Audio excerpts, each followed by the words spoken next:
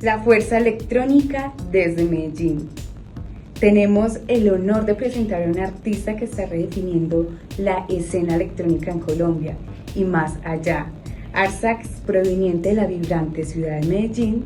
Arsax no es solo un DJ y productor, sino también el visionario detrás de 2 sellos discográficos que están marcando el pulso del techno, Asfixia y Denko. También tuvo la generosidad de compartir su experiencia y visión en una entrevista exclusiva para Tecnocore. En esta entrevista pudimos profundizar en la filosofía detrás de sus sellos discográficos, entender su proceso creativo como productor y descubrir las inspiraciones que lo llevan a construir esos paisajes sonoros tan característicos. Hablamos de la importancia de la comunidad, de la evolución de la escena electrónica en Colombia y los proyectos futuros que tiene en mente. Bueno, mi nombre real es Brian Arcila, soy oriundo del oriente antioqueño, Marinilla, Antioquia.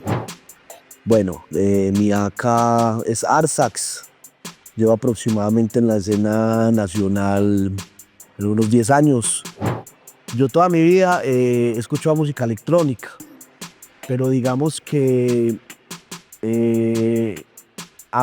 principalmente yo empecé escuchando fue trance, Armin van Buuren, Tiesto, pues en esas épocas.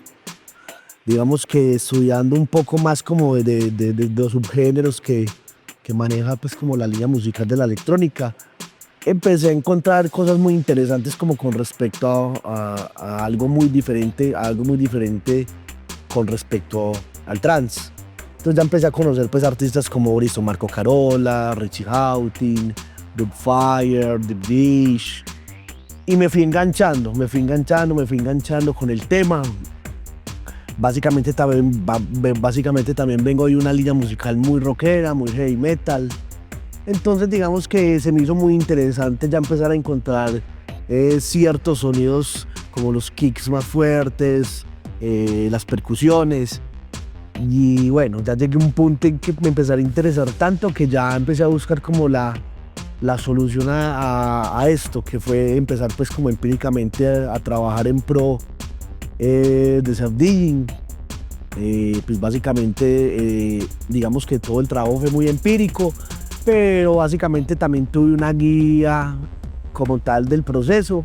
El profesor mío fue Ramé, el cual es uno de mis mejores amigos pues en el momento. Tenemos varios proyectos musicales, dentro de ese está Arsax Back to Ramé, también está el proyecto de Merar Live. Y bueno, digamos que se empezó pues con máquinas muy análogas, unas Denon 1000, algo básicamente solamente de oído. Pues bueno, me fui entusiasmando mucho más con este proyecto, no solamente con el proyecto, sino con la cultura como tal de la música electrónica, más que en todo ya enfocado hacia el techno. Y bueno, dado pues como a esa pasión que fui adquiriendo, ya terminaba pues como entre comillas el curso con el cual me dio Ramé, pues digamos que ya me tomé la decisión de comprar mis propios equipos, pero también equipos viejos y todo el tema. Y bueno, yo creo que se convirtió como en una pasión obsesiva, porque pues realmente yo ya con los equipos yo le dedicaba básicamente por ahí unas 8 horas o más a tocar, a perfeccionarme, porque pues realmente si algo aprendí pues como tal en el proceso fue que a no acelerarme, hacer las cosas bien, para de pronto en un futuro no del acelere queda pues como el cansancio y como se dice normalmente quemarse uno pues como tal ahí. Digamos que a partir pues como ya de tener los equipos y de tener la posibilidad de que yo todos los días podía practicar, me di la oportunidad también de mezclar muchos tipos de líneas musicales, que creo que es lo más importante que uno puede hacer como artista, porque pues básicamente hay un dicho, el hombre es un animal de costumbre. Si tú acostumbras tu fisiología, tu cuerpo a algo monótono, ya cuando tú quieras hacer un cambio va a ser muy difícil. Y eso pues realmente aplica para muchas cosas, no solamente para lo que estamos hablando como la música.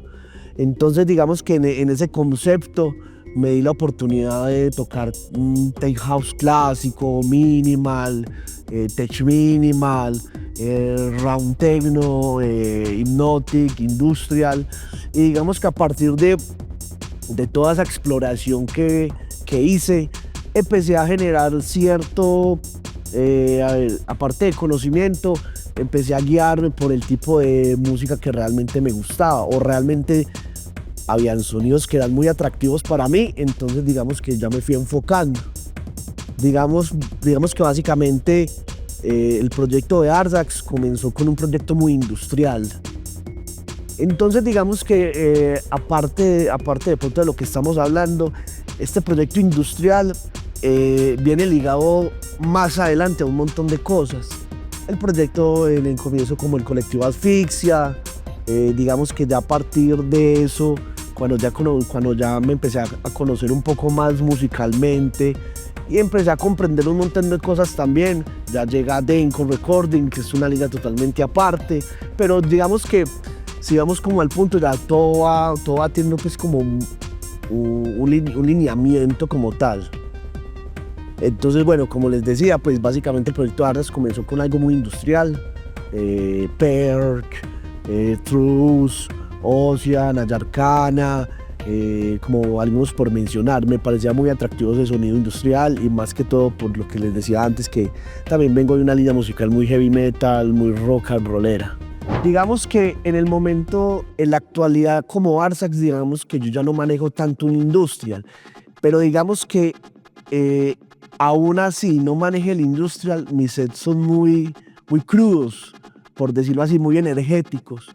Entonces, a ver cómo lo puedo decir, en esos momentos, por muy hipnótico que sea, por muy round que sea, toda esa influencia como tal industrial aún se ve muy reflejada como tal en esos momentos como Arsax. Entonces todo, como les iba diciendo, todo va muy ligado, pero claro, todo va desde ese comienzo como Arsax, la parte industrial. Digamos que también en ese momento cuando tocaba industrial, digamos que no es que fuera el lineamiento comercial en ese momento, pero había un apogeo muy grande, y más que todo en la zona donde yo vivo, que es el oriente antioqueño, por el Industrias. Entonces hacían eventos con Remco Blue Rider, con Truce, con Ocean, con Amson, que es muy conocido, pero digamos lo que es un industria totalmente diferente a lo que le dicen en esos momentos industria, que realmente no tiene nada que ver pues como con lo que dicen. El hecho de que suene fuerte y que suene duro no significa que sea industria, porque pues realmente todo se ha comercializado un montón. Bueno, digamos que a partir pues de ese Arsax industrial, yo digo que a partir de ahí fueron varios años donde pues realmente la escena me hice conocer fue por ese estilo crudo, por ese estilo fuerte.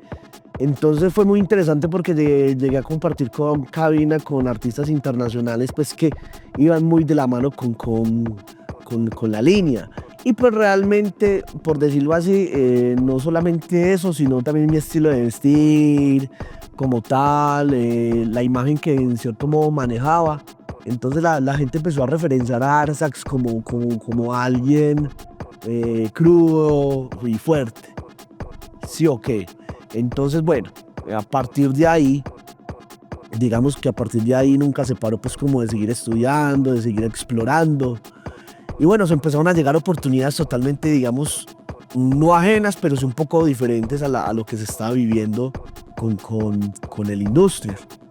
Ya empecé como tal a investigar un poco más sobre el hipnótico, Oscar Mulero, Tensa, Lewis Fauci, pero que en cierto modo, por ejemplo, por muy diferente que sea el tipo de línea, pues también manejan su potencia, entonces fue muy interesante. Porque a partir de ahí, digamos que se empezó a generar un contenido diferente, pero muy interesante en el sentido de que cuando todavía está en esa etapa industrial, empecé a mezclar también la industrial con hipnótico. Entonces fue algo muy loco en su momento, pero fue algo que dio muchos resultados. Y no solamente como Arsax, sino como en el proyecto que tengo con mi colega Arsax, Ramé, él siempre sí ha tenido una aura muy deep techno, algo más tranqui.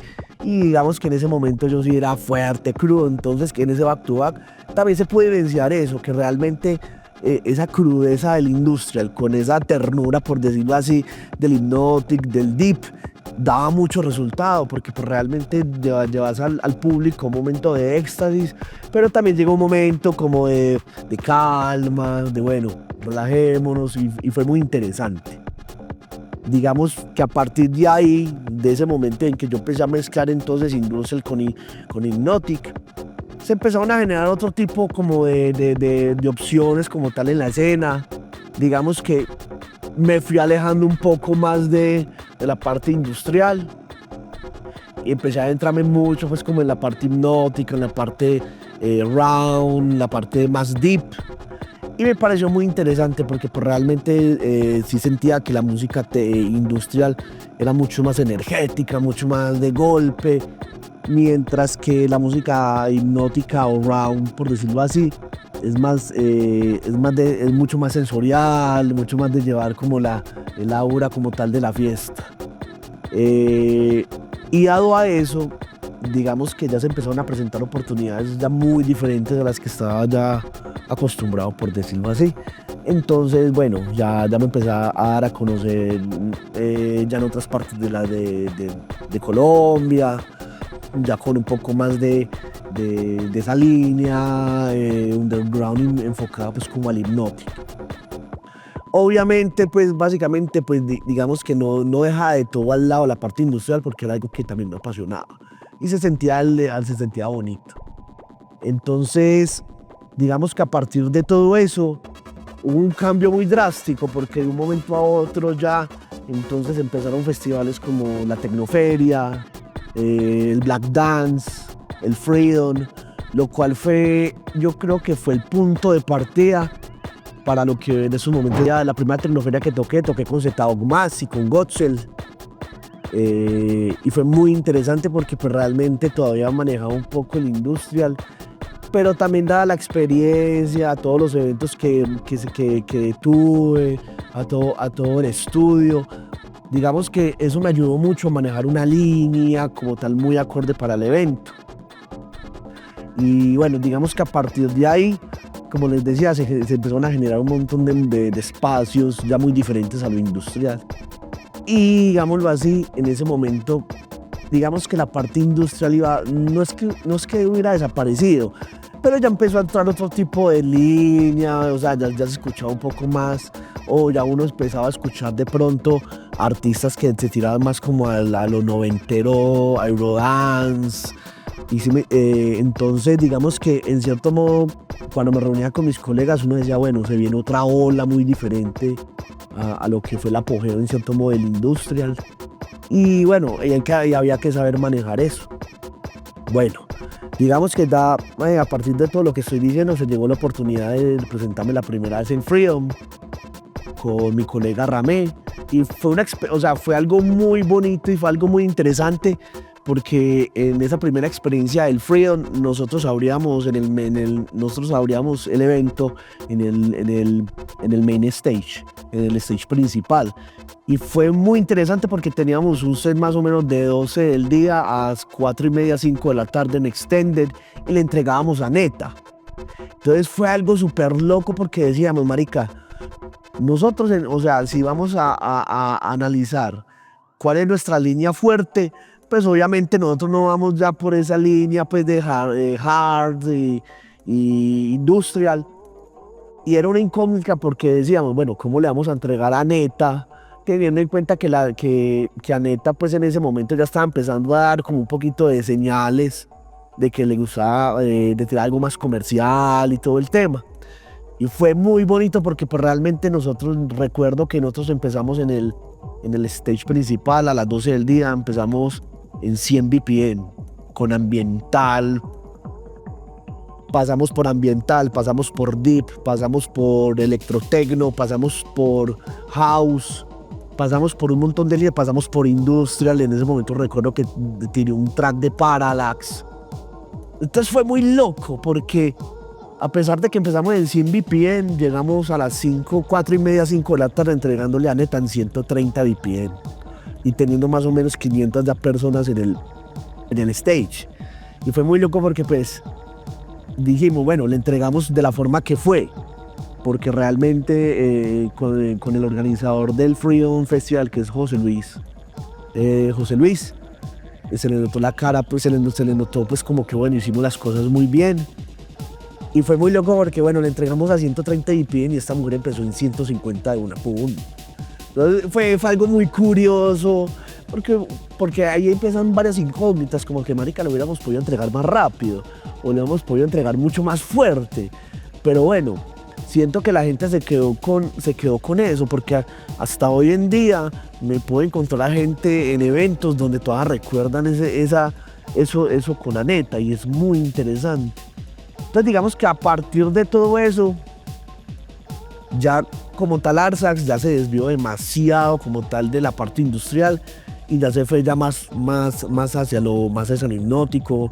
Obviamente que implicó un cambio muy radical como tal en estilo, imagen, manejo de redes. A ver, lo que tú dices es demasiado interesante y varias personas me lo han dicho, que a pesar de que Arsax no es el mismo chico, industrialudo, aparte de todo eso, por decirlo así, como por muy hipnótico que toque, siempre va a sonar así también, crudo. Y eso también se lo veo también, como te digo, lo que te decía, a las horas tocando. Entonces digamos que yo creo que todo ese inicio industrial, a pesar de que yo ya básicamente no toco industrial, digamos que todo el tipo de mezcla que yo hago, el tipo de cortes, el tipo de cuchilleos, al aplicarlos como tal a la línea que estoy manejando en sus momentos, se crea un ambiente muy armónico por el tema hipnótico, pero también se crea un ambiente muy denso en cierto modo. Y eso, digamos que eso puede ser como el sello mío, que ha sido demasiado interesante y mucha gente me ha preguntado como que marica, o sea, tú suenas como muy agresivo, pero agresivamente lindo, ¿sí me entienden? Entonces yo creo que ese es el cometido que uno tiene también como artista, impregnar, tener un sello característico, porque pues, realmente yo creo que hacer lo mismo que está haciendo ahora todo mundo, ¿sí me entiendes? O sea, yo creo que no, y yo creo que el hecho de pronto que todavía me mantenga en el ojo del huracán, por decirlo así, a nivel nacional y todo el tema, también es dado a eso, a que tengo mi sello pues como propio. Pues como habíamos hablado antes, digamos que todo va muy ligado. Esa etapa industrial con la etapa como tal hipnótica. Y digamos que hasta hoy yo no me había hecho ese cuestionamiento. Realmente fue muy interesante cuando Juanaco a mí me mandó las preguntas y yo como que, o sea, todo se entrelaza en cierto modo y es algo muy bonito Entonces digamos que la parte de Asfixia Collective nació en esa época donde Arsax era el rudo, el crudo, el que tocaba industrial. Obviamente, ¿de qué nació la idea como tal del colectivo? Pues básicamente en apoyar. Básicamente en apoyar ¿qué? En apoyar los talentos emergentes. Digamos que tratando pues como tal de más que yo como Arsax, darle la oportunidad a otro tipo de artistas a que se muestren. Que es complejo, sí, es muy complejo. Es muy complejo, pero yo creo que llegó un punto donde, claro, Asfixia, entonces el colectivo Asfixia es de Arsax, entonces los artistas que están en el colectivo deben ser muy buenos. Entonces digamos que a partir de ahí hubieron pues como tal artistas que aún hacen parte ya no de Asfixia sino como Enco Collective, que están en el ojo del radar de mucha gente, y se puede decir, no de pronto por ser los artistas que tocan cada 8 días en todas las ciudades, no. También se puede decir más en el punto de producción, que si de pronto ahorita lo tocamos, es un punto demasiado importante en la escena, la parte de la producción musical. Entonces digamos que, claro, como te decía, Asfixia nació básicamente en esa época donde predominaba más el industrial, donde también en cierto modo tenía más allegados no solamente de aquí de Colombia, sino de otras partes del mundo, también muy allegados a esa parte industrial. Pero como todo en la vida se evoluciona. También ya llegó de pronto la necesidad, en cierto modo, cuando yo ya me empecé a involucrar mucho más en la parte hipnótica, más en la parte round, de hacer un cambio, así tal cual como dice el cambio, digámoslo así como Arzas y en su línea. También ya vi la necesidad de trascender un poco y decir, bueno, yo creo que hasta aquí podemos llegar ya con Asfixia, porque pues realmente no le veía como mucho sentido llevar algo, o sea, llevar mi carrera ya como Arzas, la parte hipnótica, teniendo de pronto todavía esa imagen también de colectivo, rudo, crudo, porque pues básicamente Asfixia, el logo de Asfixia era Asfixia Collective y era un pulmón asfixiado. Entonces digamos que en cierto modo yo ya me preguntaba si concuerda o no concuerda con lo que yo estoy transmitiendo ya como artista. Entonces eso fue muy interesante porque a partir de ahí no es que haya nacido el proyecto de Denko rápido, ya fue otro proceso de análisis, ya fue otro proceso de qué es realmente lo que quiero transmitir entre comillas, con el nuevo colectivo. Y digamos que después de pensarlo, después de analizar mucho, digamos que yo siempre he estado muy influenciado me encanta la música asiática. Y me intriga mucho el tema japonés, su cultura y todo este tema. Y digamos que en ese transcurso de tiempo tuve la oportunidad de conocer a ellos como DJ Nobu, Takaki, Watigarachi, que tuve la oportunidad de tocar en el Freedom con él. Entonces llegó un punto donde decía, puta, esto es demasiado interesante. No solamente su cultura, sino su seriedad como tal de los artistas. Bueno, como tal un nombre japonés como al nuevo proyecto. Pero pues después digamos que después de hablarlo con el equipo de trabajo del colectivo, pues digamos que dijimos, démonos la oportunidad. Pues realmente démonos la oportunidad de ver cómo fluye todo. Y bueno, y realmente de ahí nació Denko Collective primero. De lo que significa, pues para los que no sepan, Denko significa luz de la oscuridad. Y digamos que todo va muy ligado a la escena, o sea, la escena puede parecer muy underground, muy oscura para mucha gente porque nos faltan los comentarios de gente que no tiene nada que ver con la escena, pero como todo, al final del túnel siempre hay una luz. Entonces también tiene una parte muy bonita que es la parte cultural, la parte pues como tal del sello discográfico, que ya más adelante hablamos de él. Entonces digamos que ahí ya nació Denko Recordings. Digamos que fue un trabajo muy bonito, un trabajo muy bien pensado porque ya sabíamos para dónde íbamos también, no solamente con la imagen como tal del logotipo, sino también y ya teníamos direccionado qué tipo de imagen íbamos a empezar a llevar con el colectivo, qué tipo de flyers íbamos a empezar a utilizar, hacia dónde queríamos ir. Entonces, bueno, por decirlo así, así nacieron pues, los dos colectivos. Y como decía antes, pues es como el Arsax viejo con el Arsax nuevo, entonces todo se une y todo tiene que ver, total, y ha sido un proceso arduo. O sea, realmente si hay algo claro es que en la escena de Colombia hay que ser muy realistas y aquí se tiene que trabajar con las uñas. Y como se dice muchas veces, hay que comer mierda para poder sobresalir en cierto modo y también para sostenerse.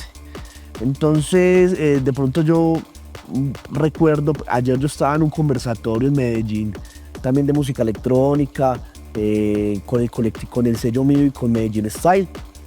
Y varias incógnitas como tal del público eran esas, cómo hacíamos, o sea, cómo hicimos nosotros como para mantenernos ahí y no desaparecer en el transcurso del tiempo con tanta moda que viene o lo que se está viendo ahora normalmente, que mucho tecno comercial, mucho entre comillas hard techno, que le llaman hard techno, pero a la vez no es hard techno, es música comercial. Ha sido complejo, sí, porque también hemos visto que para la escena de nosotros tan underground, tan hipnótica, el hecho de este apogeo de esta música tan comercial, digamos que nos ha afectado mucho a nosotros también, porque ya los chicos de ahora en día solamente quieren ir al al club, a que de las 8 de la noche hasta las 4 de la mañana les den música a 150 BPM. Y bueno, digamos que son chicos que les tocó vivir esta época. Porque yo siento también que, yo creo que y le agradezco al universo haber tenido la oportunidad de vivir la época que yo viví con la música.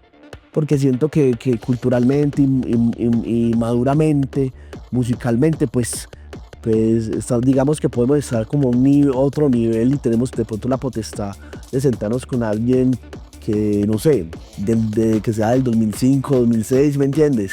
Y decir, no, es que mira, o sea, a ti te tocó vivir esta época, mira, pero esto fue lo que nosotros vivimos. Entonces, es muy interesante porque me ha tocado chicos que escuchan básicamente lo que nosotros sonábamos, lo que nosotros sonamos en esos momentos, y les cambia el chip.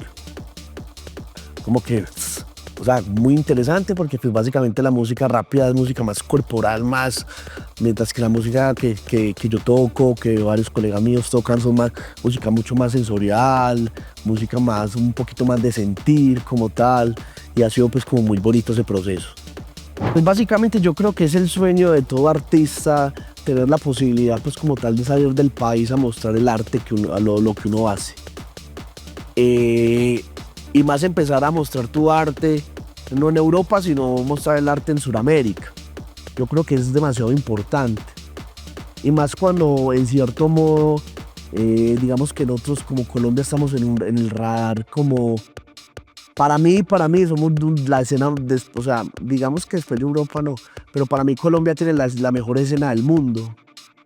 Y he sido testigo de eso, porque pues he tenido colegas artistas como Guati Garachi, ¿no? Que les encanta venir aquí a Colombia porque realmente pues digamos que la esencia y la energía del colombiano es muy diferente a la del europeo. Es algo muy bonito. Bueno, tener la oportunidad pues como salir del país a mostrar la música es algo pues excelente, muy bonito.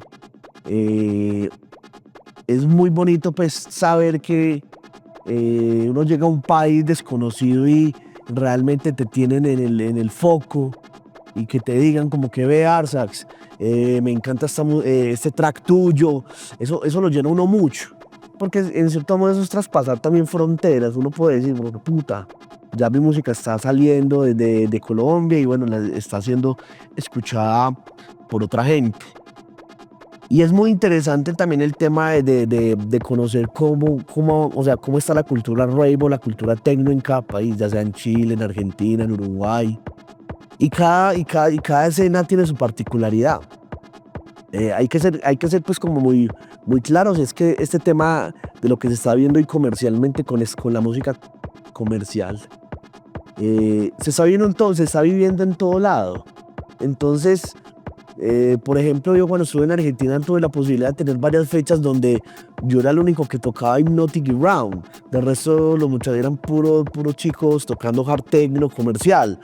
Entonces era muy interesante porque uno decía, marica, pues este cuento de la globalización de la música comercial está por todo lado. Pero también era muy interesante tener la posibilidad de mostrarle a la gente otro tipo de música, otro tipo de línea. Y tener la posibilidad de que uno se bajaba del boot y te llegaba alguien de Argentina y te decía, boludo, primera vez que escucho esa música en mi vida. Entonces me decía, marica, ¿cómo así? Pero también es por lo que les digo, o sea, de pronto son chicos que básicamente crecieron y lo primero que escucharon del techno fue eso. Entonces se quedan ahí y realmente también es algo pues como muy interesante. Como hablábamos anteriormente, todo va muy ligado. Entonces digamos que en mi época pues como más industrial y todo este tema, digamos que me influenciaba mucho por los artistas también alemanes. Y digamos que en esa época cuando yo sacaba como una música fuerte, como productor, entonces yo decía, bueno, no, vamos a colocarle, todos los tracks míos van a tener nombre alemán. Pero era más influenciado más por el tema de que, bueno, tenía asfixia, y como Arsax sonaba mucho más industrial, entonces digamos que decía, bueno, pues es que si le coloco un nombre alemán va a sonar mucho más agresivo también. Entonces digamos que todo también se entrelaza, es algo muy loco. pero todo se va entrelazando. Bueno, también ya llega la parte de japonés, pero ya va supremamente ligada a lo que es Denko, a lo que es Arthur ya como artista ya hypnotic, más round, más deep. Entonces digamos que cada cosita tiene que ver una cosita con la otra. Y yo creo que eso en cierto modo, yo no sé si puedo decir que sea marketing, pero en cierto modo ha sido interesante y a la gente le ha gustado mucho ese tema. Es lo mismo que lo que pasa con el arte gráfico. Nosotros en estos momentos manejamos una arte totalmente japonesa, un poquito animada. Entonces digamos que eso ha sido muy interesante porque pues, yo sí he tenido eso como muy claro. He tenido eso muy claro y es que como tal todo tiene que ir muy ligado. O sea, todo tiene que tener, pues, todo tiene un trasfondo y todo tiene que ir muy ligado como tal a una cosita con la otra. ¿Qué más les puedo contar? No. Y ya después digamos que en el proceso ya salió Denko Recordings, que es el sello musical. Ha sido un proceso hermoso porque digamos que también fue un proceso no de que voy a sacar el sello, no, también fue un proceso de preguntarme también a mí mismo diciendo, marica, o sea, ¿será que sí sacamos el sello? ¿Será que sí somos capaces? ¿Por qué? Porque hay que tener algo muy claro y es que los sellos discográficos no nacen de la noche a la mañana y de la noche a la mañana no te están llegando $100 así, eso no es así. Porque mucha gente cree que es que uno se lucra y que mejor dicho, no. Básicamente, como nos pasa aquí y en toda parte aquí en Colombia, hay que lucharla, hay que trabajar muy con las manos y todo es una inversión. Entonces, tienes que tener un arte llamativa, eso cuesta, debes tener unas promociones. ¿Para qué? Para poder llegar realmente a los artistas que quieras que les llegue tu música. No se va a colocar un ejemplo, pues en el sello, en Denko Recordings tenemos la posibilidad pues de tener unas promociones muy buenas y muy enfocadas realmente a lo que cada artista refleja. Un ejemplo, alguien en Denko sacó algo más round, entonces bueno, básicamente hay una base de datos de artistas internacionales que van más de la línea round, entonces les llega eso. Que el próximo EP salió más deep techno. Tenemos la base de datos, entonces así es muy interesante, porque realmente la música le está llegando realmente a las personas indicadas. Y es muy bonito uno cuando descarga el informe saber que Takaki, que Poligonia descargó la música, es algo súper bacano, porque pues, realmente uno dice, bueno, de pronto que no la toque, pero por lo menos se tomó el tiempo de darle clic en descargar. Y por ejemplo a mí este año me pasó algo muy bonito con un colega de Pereira que sacamos un EP que realmente no nos dimos cuenta hasta este año y Poligonia nos tocó en el Dumont Festival, tocó un track de nosotros y quedó en video, entonces uno decía, puta. O sea, ahí es cuando uno dice, marica, o sea, todo el esfuerzo, todo el trabajo, todos los años de sacrificio en algún momento dan ese pequeño fruto. Y eso es muy importante y es algo que tener claro, es que eso es un trabajo de muchos años. Y eso es un trabajo que eso no es como lo que de pronto hablábamos ahora. No, es que ya salí de la academia y ya, o sea, ya me tienen que montar a cerrar, me tienen que montar en el horario estelar, me tienen que pagar tanto, ¿no? O sea, uno también tiene que, aparte pues como de lo que te dan en la academia, también creo que uno tiene que ser muy consciente de todo y ser consciente de que pues, si salió una academia, bueno, denme la oportunidad de abrir un club. Y más cuando en estos momentos de pronto tenemos la posibilidad de que hay clubs ya muy conformados. No como de pronto como nos tocó a nosotros, que nosotros éramos tocando puertas en barcitos o en cantinas. Venga, nos va a dar un espacio. Ay, mijo, yo me acuerdo y me da hasta nostalgia, es muy bonito porque, o sea, nos abrían las puertas y nos decían, mijo, pero nosotros no tenemos como los equipos. Y nosotros le decíamos, no, nosotros llevamos los equipos. Y yo me acuerdo que yo con Ramé tuvimos una gira nacional donde nosotros los costeamos todo y nos abrieron solamente los espacios de cada lugar. Y nosotros con maleta en mano y Popayán, Cali, Pereira, ¿qué más me pasa? Bueno, varias ciudades con la maleta en mano, con los equipos en una maleta, llegando a una cantinita o llegando a un espacio que nos abrían para poder tocar. Entonces uno dice, bueno, puta, en estos momentos que hay tantos espacios ya muy conformados y los muchachos no aprovechan. Pero cuando yo me refiero a aprovechar es que, o desaprovechan, porque es que llegan a un club a las 8 de la noche y quieren acabar con el club. O sea, quieren mostrarse. Y eso, yo siento que eso es importante, pero hay que tener en cuenta que hay gente que te está viendo.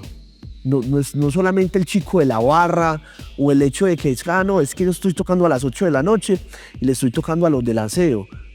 O sea, hay gente que sabe mucho de música y hay gente que, o sea, ten en cuenta, no solamente le estás tocando al de la barra, a la del aseo, le estás tocando al dueño del lugar que te tiene aquí.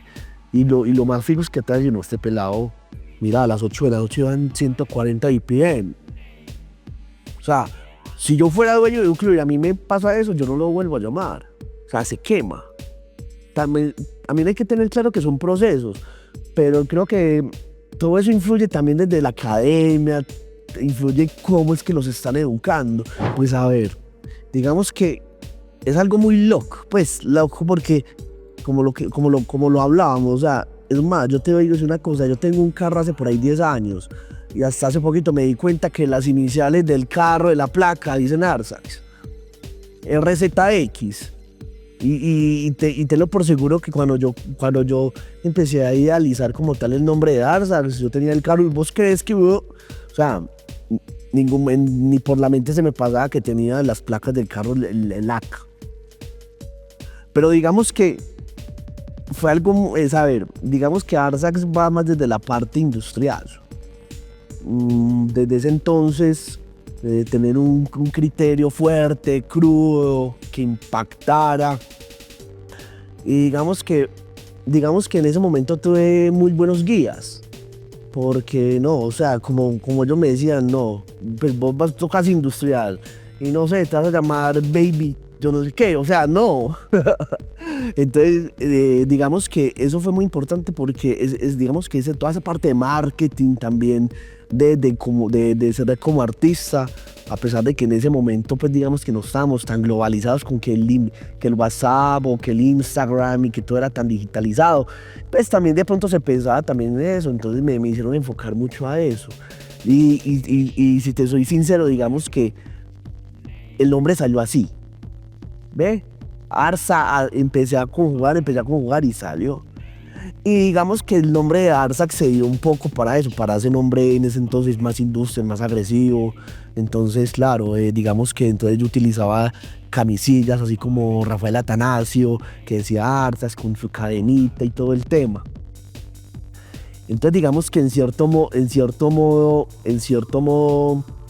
digamos que ese fue el nacimiento, fue más desde como de conjugar letras, de experimentar, pues como tal. Pero que yo te pueda decir, no es que Arsax es, no.